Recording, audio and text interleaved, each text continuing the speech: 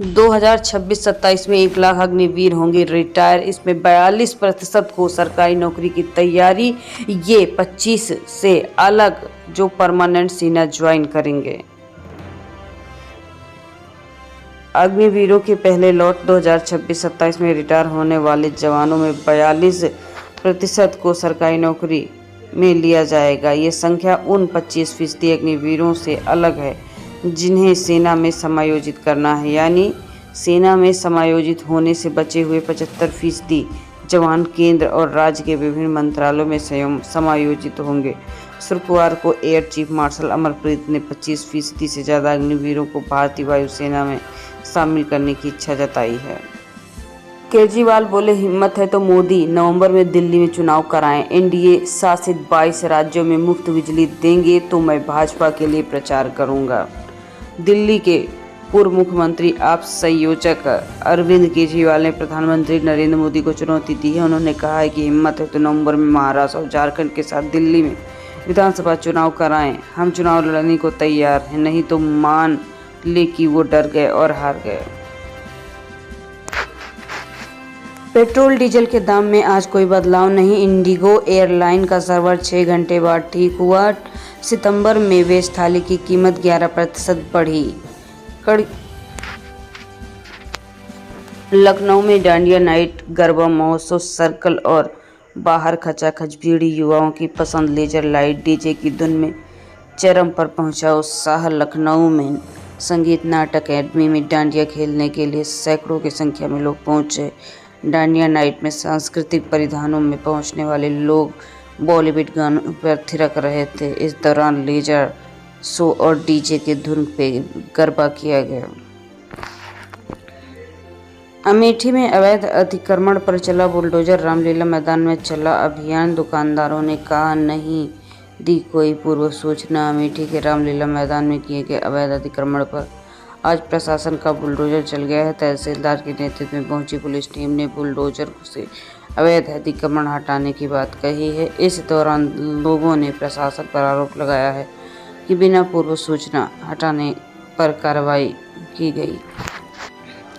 गोवा में आरएसएस नेता का विवादित बयान। क्रिश्चियन कम्युनिटी की गिरफ्तारी की मांग। राहुल बोले, भाजपा तनाव पैदा कर रही है। गोवा में राष्ट्रीय स्वयंसेवक संघ आरएसएस के पूर्व राज्य यूनिट सुभाष वरेंकर के एक बयान के बाद विवाद बढ़ गया है। रविवार को क्रिश्चियन कम्युनिटी ने उनकी गिरफ्तारी की मांग करते हुए प्रदर्शन भी किया। भागवत बोले, हिंदुओं को एकजुट रहना होगा। कहा, भारत हिंदू राष्ट्र बनेगा, मतभेद को भुलाना होगा। मोदी योगी भी कर चुके हैं, बांटेंगे तो नुकसान होगा। राष्ट्रीय स्वयंसेवक संघ आरएसएस के प्रमुख मोहन भागवत ने हिंदुओं को एकजुट होने का आह्वान किया। उन्होंने कहा कि हिंदू समाज मतभेद और विवाद मिटाकर एक साथ आए। संघ प्रमुख शनिवार शाम को राजस्थान के 12 में स्वयंसेवक को संबोधित कर रहे थे। सोनम वांगचुक को जंतर मंतर पर अनशन की इजाजत नहीं। बोले, लद्दाख भवन में अनिश्चितकालीन अनशन करेंगे। लद्दाख को पूर्ण राज्य बनाने की मांग। सोनम वांगचुक और उनके साथियों को लद्दाख भवन में डिटेन किया गया है। लद्दाख के सोशल एक्टिविस्ट सोनम वांगचुक और उनके साथियों को दिल्ली पुलिस ने जंतर मंतर पर अनशन की इजाजत नहीं दी। ट्रंप पर जहां हुआ हमला वहीं फिर दिया भाषण। मस्क भी शामिल हुए। कहा, एक राष्ट्रपति सीढ़ी नहीं चढ़ पाता, दूसरी गोली खाकर लड़ जाता। अमेरिका में 1 महीने के बाद होने वाले राष्ट्रपति चुनाव में पहले शनिवार को डोनाल्ड ट्रंप एक बार फिर से पेंसिल्वेनिया के बटलर में रैली करने पहुंचे। ये वही जगह है जहां 13 जुलाई को पूर्व अमेरिकी राष्ट्रपति पर जानलेवा हमला हुआ था। शनिवार की रैली में ट्रंप के साथ टेस्ला के मालिक एलन मस्क भी मौजूद है। महाराष्ट्र की अमरावती में पुलिस पर पथराव। 21 पुलिस वाले घायल। 1200 लोगों पर केस दर्ज। हिंदू संत से विवादित बयान से भड़के लोगों में पथराव किया। महाराष्ट्र के अमरावती में शुक्रवार देर रात को नागपुर गेट पुलिस स्टेशन पर पथराव हुआ। इसमें 21 पुलिस वाले घायल। पुलिस ने आंसू गैस के गोले छोड़कर स्थिति को संभाला। दरअसल 29 सितंबर को गाजियाबाद में नरसिंहानंद महाराज ने पैगंबर मोहम्मद के खिलाफ विवादित बयान दिया। इससे गुस्साई भीड़ ने शुक्रवार को देर रात पुलिस वालों पर पत्थरबाजी की। नीट पेपर लीक में सीबीआई की तीसरी चार्जशीट। 21 आरोपी। हजारीबाग के ओएसिस स्कूल से प्रश्न पत्र लीक हुए, एमबीबीएस छात्रों ने सॉल्व किया, अब तक 40 आरोपी।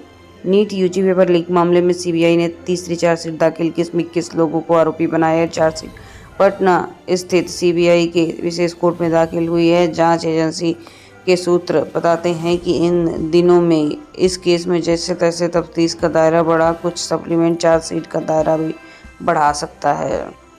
30 तस्वीरों में हरियाणा में वोटिंग, महिला टूटे पैर संग वोट डालने आई, सांसद घोड़े पर वोट डालने पहुंचे। चरखी दादरी में चुनाव का बहिष्कार। सिरसा में रानिया में वोटिंग का टाइम खत्म होने के बाद लंबी लाइन दिखी। हरियाणा में 90 विधानसभा सीटों के लिए शनिवार 5 अक्टूबर को वोटिंग हुई। नतीजे 8 अक्टूबर को आएंगे। पूर्व मुख्यमंत्री केंद्रीय मंत्री मनोहर लाल खट्टर ने करनाल में सुबह 7 बजे वोट डाला।